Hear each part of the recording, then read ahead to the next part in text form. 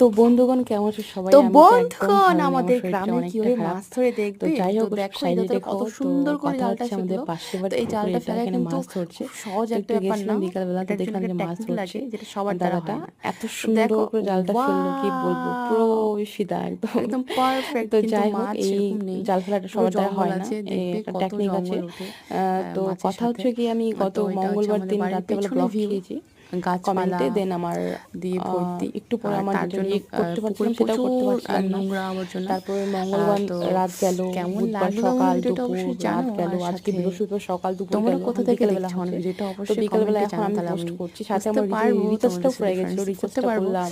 আর দেন এখন ভিডিওটা এডিটিং এটুকুই করে ছিল আমি বলার। দেখো পোস্ট করব। এখন তো মাছগুলো আশা করি সবাই ভালো আছো, আমি উপরে মোটামুটি ভালো তুললো। আছি এখন। দেখতে পাচ্ছ আর মাছটা দেখা তোমাদেরকে যাচ্ছে অনেক দূর মিস থেকে। করছি, আর একটা আমি মানুষের জুম নেট করে না থাকলে ভিডিওটা কীরকম করেছি, অবস্থায় ভাবতে অনেক পারছো। দূরে ছিল। তো খুব কষ্টে আর গেছে আমার বেশ দিন রাত। সন্ধ্যাবেলা তো বেশ আশা করি আহ, আবার ব্লগ টগ খাবো না, একটু কম করব কমেন্ট। এভাবে পাশে থাকার জন্য থ্যাংক ইউ, অনেক